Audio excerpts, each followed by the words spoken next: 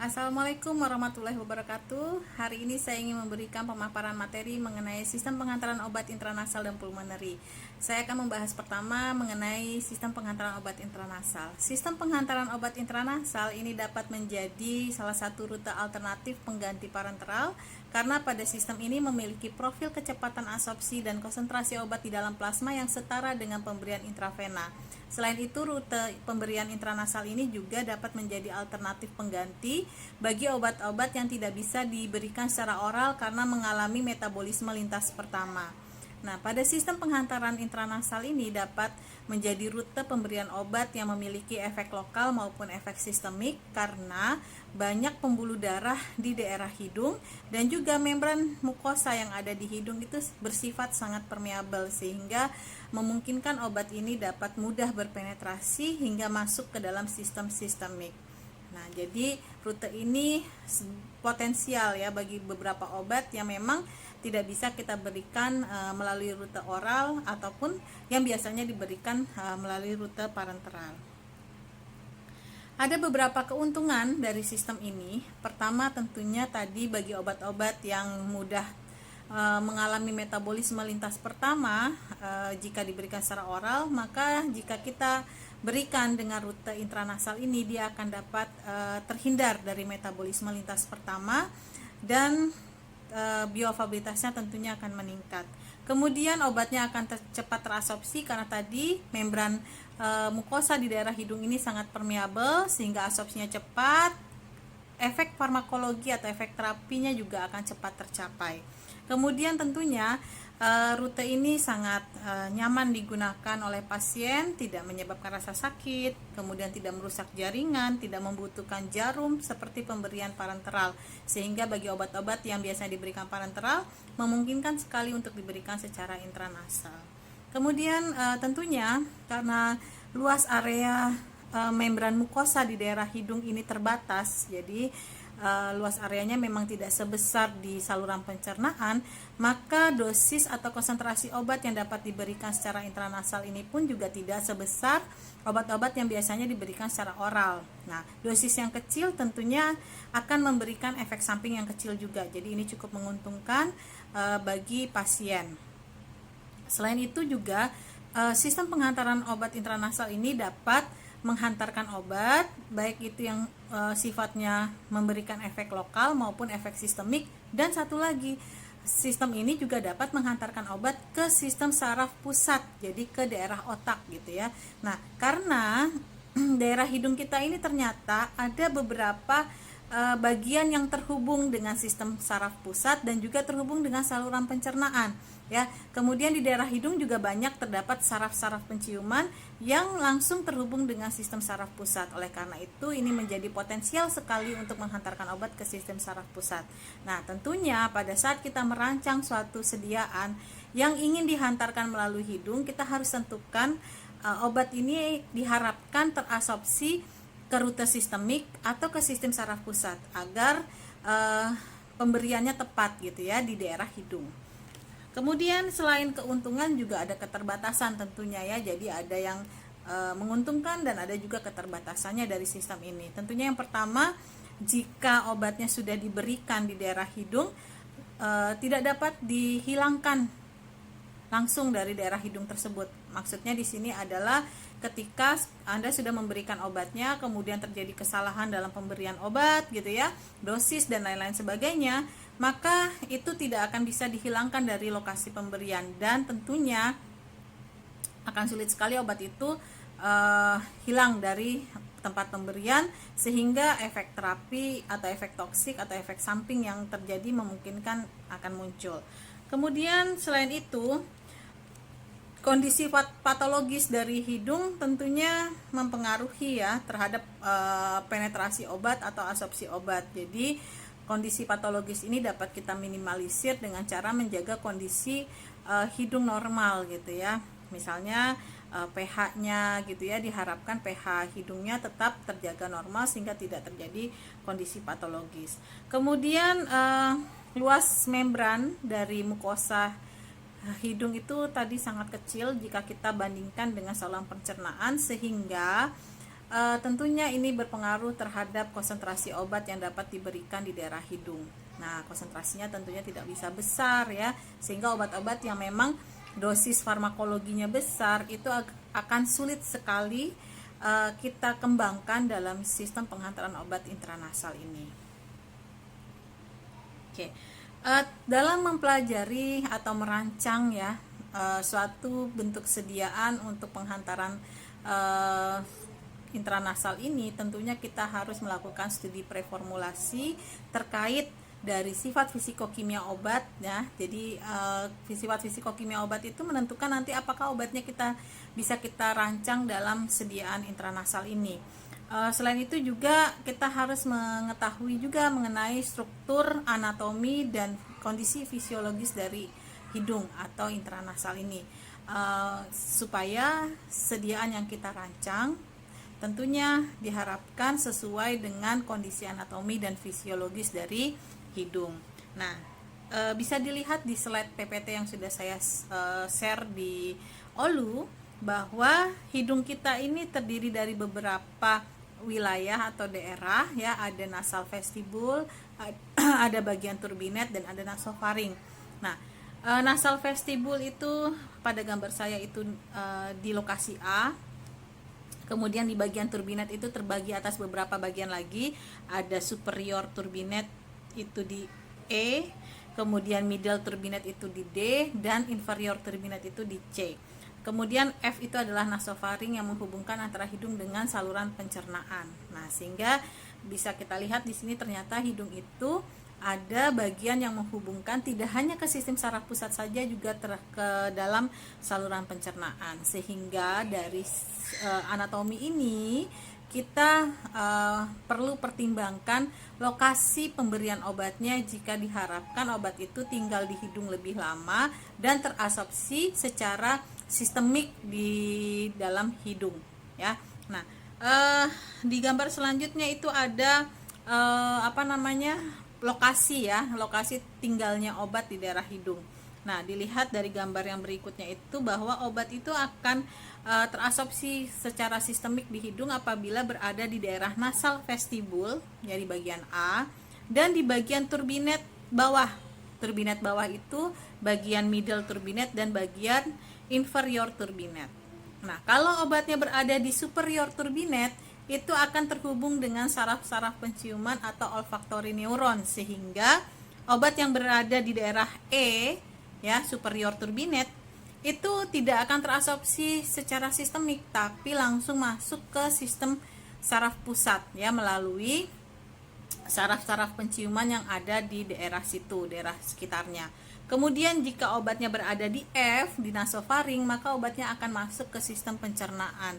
Nah, oleh karena itu, kita harus tentukan dulu apakah obat yang kita rancang ini diharapkan masuk ke sistem saraf pusat atau diharapkan masuk ke sistem sistemik dan tinggal lama di daerah hidung. Nah, kalau misalnya diharapkan tinggal di daerah hidung lama dan masuk ke arah sistemik, maka sebaiknya obat itu berada di A, C, dan D. Nasal vestibul, middle turbinet, dan inferior turbinet. Nah, tentunya cara pemberian obatnya tergantung pada alat. Jadi kalau kita merancang sediaan intranasal ini, kita tidak hanya memikirkan bentuk sediaannya saja, tapi kita juga perlu memikirkan alat yang kita gunakan untuk membawa obatnya hingga sampai ke dalam hidung ya. Nah, mau hidungnya mancung, mau hidungnya pesek, ini sama seperti ini struktur anatomi dan kondisi fisiologisnya. Jadi tentunya Anda saat merancang sediaan intranasal, Anda harus memikirkan bagaimana alat atau device yang kita gunakan untuk membawa obatnya masuk ke dalam hidung. Lanjut ya. Nah, dalam rute absorpsi obat di hidung itu ada tiga cara, ada 3 langkah ya. Yang pertama tentunya absorpsi melewati olfaktori neuron atau transneural absorption. Jadi ini adalah absorpsi ke sistem saraf pusat melalui saraf-saraf penciuman yang ada di hidung. Nah, ini biasanya ditujukan bagi obat-obat yang diharapkan masuk ke dalam sistem saraf pusat melewati nasal. Contohnya obat bius gitu ya. Nah, itu bisa kita berikan dengan cara inhalasi. Dia akan masuk ke hidung kita dan terabsorpsi masuk ke sistem saraf pusat. Kemudian yang kedua, langkahnya adalah absorpsi ke membran mukosa atau kita sebut dengan absorpsi transmukosal melalui cara interselular ataupun transselular. Jadi dia melewati celah antar sel ataupun masuk ke dalam sel penyusun membran mukosa. Nah, ini biasanya terjadi bagi obat-obat yang diharapkan terabsorpsi ke rute sistemik masuk ke dalam pembuluh darah di daerah hidung. Nah, kemudian yang terakhir adalah absorpsi ke dalam cairan cerebrospinal. Nah, cairan cerebrospinal ini sama seperti yang pertama tadi ya, bahwa ini merupakan langkah absorpsi yang dialami obat untuk masuk ke dalam sistem saraf pusat melalui hidung.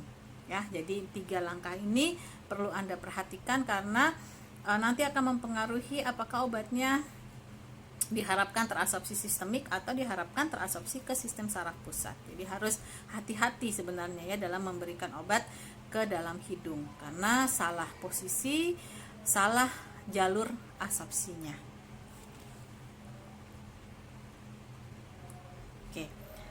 Selain tadi kondisi anatomi, kita lihat letak obat itu harusnya ada di mana ya, karena akan mempengaruhi jalur absorpsinya. Kita juga harus memperhatikan kondisi fisiologis karena kondisi fisiologis ini akan mempengaruhi terhadap absorpsi obatnya, seperti pH ya. Kemudian juga membran mukosa yang ada di hidung menghasilkan cairan yang kita sebut dengan musin atau mukus, di mana musin atau mukus itu berada di permukaan membran dan terdiri dari 95% adalah air dan sisanya adalah protein, lipid-lipid gitu ya, dan beberapa enzim. Nah, enzim, protein dan lipid-lipid ini tentunya menjadi barier bagi obat untuk dapat berpenetrasi ke dalam membran mukosa, yang artinya jika kita ingin obatnya bisa terabsorpsi di daerah membran mukosa nasal hidung gitu ya, maka obat itu harus dapat berinteraksi dengan mukus yang ada di permukaan membran ya. Nah, ada salah satu enzim yang dapat mengganggu, jadi dia dominan menjadi barier bagi pemberian obat di daerah nasal, namanya lisozim.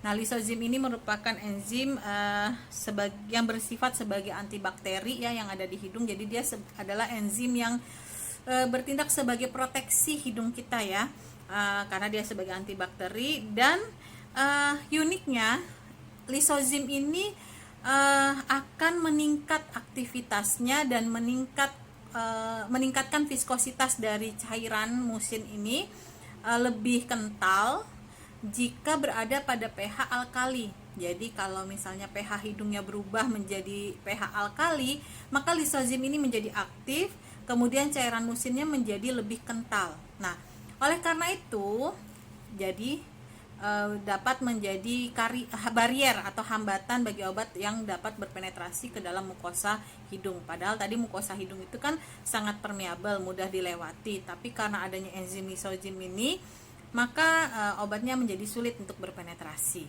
Nah, analoginya seperti misalnya Anda kalau berjalan di lumpur itu kan berat gitu ya, susah gitu ya. Nah, begitu juga dengan obat yang jika permukaan membran mukosanya dilapisi oleh mukus atau musin yang viskos, yang kental, maka akan sulit berpenetrasi.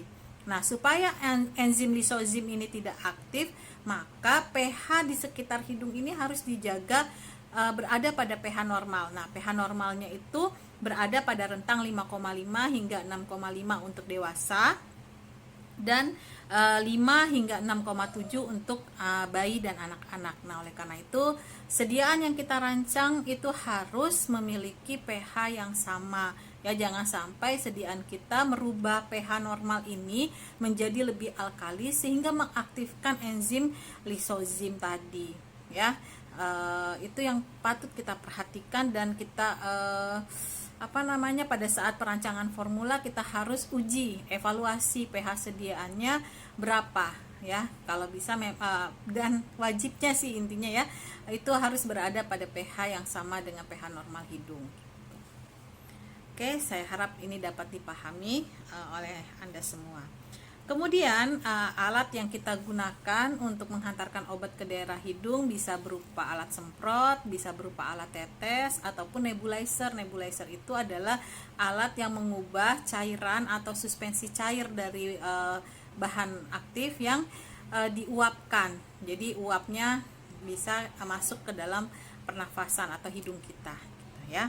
Jadi itu biasanya alat-alat yang kita gunakan untuk menghantarkan obat ke hidung. Nah, bentuknya bisa single dose, multi dose, atau bidose ya. Bedanya apa sih single dose, multi dose? Bedanya hanya penggunaan pengawet dan tidak gitu ya. Jadi kalau single dose biasanya kita tidak menggunakan pengawet, tapi kalau multi dose kita harus menggunakan pengawet untuk meningkatkan stabilitas sediaannya selama masa penyimpanan dan penggunaan. Selain itu juga dari alat tadi, selain penggunaan ini ya, penggunaan single dose, multi dose, itu bentuk sediaan yang bisa kita masukkan ke dalam alat itu juga beragam ya. Ada bentuk cair, ada bentuk suspensi, ada bentuk powder bisa ya kita buat dalam sistem penghantaran ke hidung ya. Jadi sebenarnya banyak sekali bentuk-bentuk sediaan yang bisa kita terapkan untuk menghantarkan obat ke dalam hidung.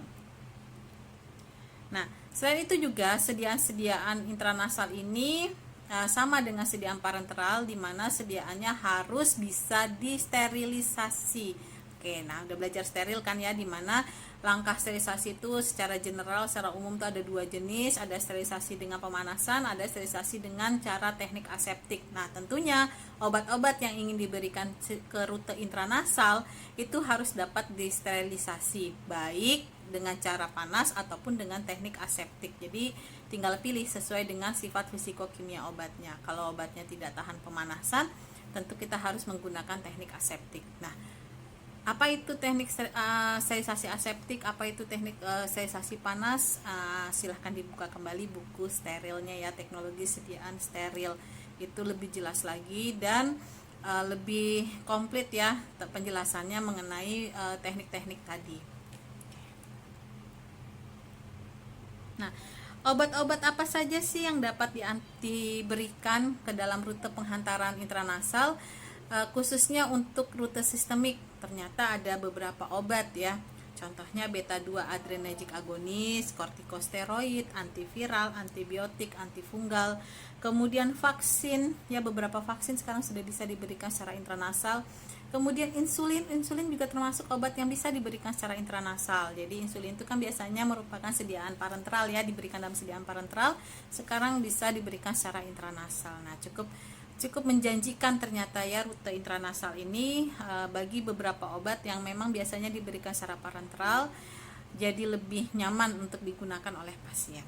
Nah, pertimbangan lain dalam merancang sediaan intranasal ini ya, di selain sifat fisikokimia obat, kondisi anatomi dan fisiologis, tentunya pertimbangan dari segi formulasi ya, dari bentuk sediaan, dari faktor-faktor yang mempengaruhi obatnya, dari tadi sifat fisikokimianya, alatnya, itu perlu kita pertimbangkan, kita rancang sedemikian rupa agar mampu meningkatkan bioavailabilitas obat yang diberikan secara intranasal ya.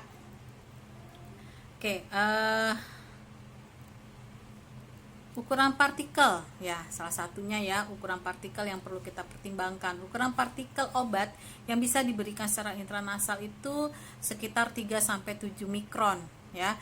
Idealnya 3-7 mikron. Kalau lebih dari 7 mikron itu akan masuk ke nasofaring sehingga dia akan hilang masuk ke saluran pencernaan. Nah, ini tidak kita harapkan karena kan tujuannya tadi kenapa obatnya dibuat dengan rute intranasal kan untuk menghindari metabolisme lintas pertama yang terjadi jika diberikan secara oral. Tapi kalau kita salah dalam menentukan ukuran partikelnya, membuat ukuran partikelnya sehingga dia memiliki ukuran partikel yang lebih dari 7 mikron, maka obatnya akan hilang ke saluran pencernaan, akan sama saja bioavailabilitasnya akan turun. Kemudian kalau di bawah dari 3 mikron, Obat-obat yang memiliki ukuran partikel kurang dari 3 mikron itu akan hilang terbawa oleh udara yang keluar masuk. Jadi obat yang diberikan secara intranasal ini uh, harusnya dia tetap tinggal di daerah hidung ya, walaupun kita bernafas, udara keluar dan masuk, kan nggak mungkin ya pasiennya akan tahan nafas gitu selama obatnya diberikan, tidak mungkin. Jadi tentunya obat itu harus tetap tinggal di daerah hidung walaupun ada udara yang keluar dan masuk. Nah, supaya tetap tinggal stay lama di hidung, salah satunya kita mengatur ukuran partikel yang sesuai, yaitu sekitar 3-7. Kalau di bawah 3 tadi dia akan hilang ya dengan adanya udara yang masuk dan keluar. Di atas 7 mikron dia akan masuk ke sistem pencernaan. Ya, jadi memang cukup banyak sekali ternyata ya yang harus kita pertimbangkan, kita pikirkan dalam studi preformulasi sebelum kita membuat atau merancang suatu sediaan intranasal. Kemudian berat molekul. Berat molekul juga mempengaruhi kemampuan obat bisa terabsorpsi di daerah hidung ya. Karena tadi luas permukaan membran mukosanya terbatas, tentunya obat-obat dengan berat molekul yang besar itu akan sulit berpenetrasi, sehingga dibutuhkan suatu peningkat penetrasi. Hanya saja peningkat penetrasi memiliki batasan konsentrasi yang diperbolehkan. Nah, terlalu tinggi dia akan memberikan efek yang tidak diinginkan ya, efek toksik gitu, atau efek yang merusak gitu. Nah, oleh karena itu idealnya obat yang diberikan secara intranasal ini berat molekulnya maksimal 6000 Dalton. Jadi maksimal 6000 Dalton. Di atas 6000 itu kita butuh suatu peningkat penetrasi, dan tentunya kita harus hitung terlebih dahulu apakah peningkat penetrasi yang kita gunakan masih berada di dalam batas wajar penggunaannya. Tapi kalau sudah berlebih ya, maka kita tidak bisa ya memaksakan obat itu dirancang dalam sistem pengantaran obat intranasal ya. Jadi semakin kecil berat molekulnya maka absorpsinya makin baik dan semakin cepat. Kemudian selain itu juga koefisien partisi perlu kita pertimbangkan.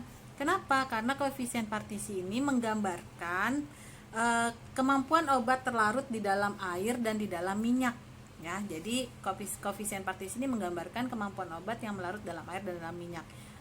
Seperti minggu lalu pernah saya jelaskan bahwa membran mukosa itu terdiri dari bagian polar di daerah permukaannya dan bagian non polar di bagian dalam membran mukosa. Nah, kalau diharapkan obatnya berpenetrasi masuk hingga ke pembuluh darah yang ada di dalam membran mukosa, maka obatnya harus bisa terlarut dalam air di daerah permukaan membran dan juga terlarut dalam minyak atau lemak yang ada di dalam membran sehingga dia bisa menembus membran tersebut ya. Maka dari itu koefisien partisi penting sekali kita ketahui sebelum obat itu kita buat dalam sediaan intranasal ya. Jadi koefisien partisi, berat molekul, ukuran partikel, dan terakhir adalah pH. Kita harus merancang pH sediaannya dan pH obatnya itu stabil pada pH normal hidung. Jadi kalau obat yang tidak bisa stabil pada pH normal hidung sekitar 5,5 sampai 6,5 tadi, maka obatnya akan rusak dengan kondisi tersebut. Jadi menjadi sia-sia kita merancang obatnya dalam penghantaran intranasal. Oke, jadi itu beberapa pertimbangan sebelum kita membuat sediaan intranasal ya. Kemudian dilihat di dalam slide saya nanti ada bentuk-bentuk ininya ya, alatnya ya, ada spray unidos, bidos gitu ya, multidos, ada bentuk tetesan gitu ya. Nah itu banyak, ini udah banyak sekali beredar, tentunya juga Anda sudah pernah lihat, mungkin pernah menggunakan juga ya, tetes hidung gitu ya, itu yang paling banyak. Kemudian penghantaran obat secara intranasal ini tentunya diharapkan dapat menghantarkan obat baik yang sifatnya lokal maupun sistemik bisa untuk diagnostik, bisa untuk menghantarkan obat yang berbasis non peptida, contohnya seperti estrogen gitu ya, progesteron gitu ya. Terus kemudian misalnya estradiol gitu ya, itu non peptida. Bisa juga untuk menghantarkan obat-obat yang memiliki struktur peptida, contohnya seperti insulin, beberapa pituitary hormones, kalsitonin gitu ya. Ini beberapa perkembangan terkini mengenai obat-obat yang dihantarkan melalui rute intranasal. Oke, saya rasa sekian dari pemaparan materi mengenai intranasal pada hari ini. Untuk materi yang kedua mengenai pulmonary, sistem pengantaran obat pulmonary, saya akan memberikan tugas, karena Anda belum pernah saya berikan tugas, maka saya akan memberikan tugas tersebut ya, mengenai sistem pengantaran pulmonary yang nanti bisa Anda lihat di Olu, karena saya akan posting tugasnya di Olu. Dan mudah-mudahan apa yang saya sampaikan dapat dipahami, dapat dimengerti. Jika ada yang belum paham atau belum mengerti, Anda bisa hubungi saya via Olu ataupun via email ya, mengenai hal-hal yang belum Anda pahami. Jadi saya rasa sekian, terima kasih banyak yang telah menyaksikan video ini, semoga bermanfaat buat kita semua. Assalamualaikum warahmatullahi wabarakatuh.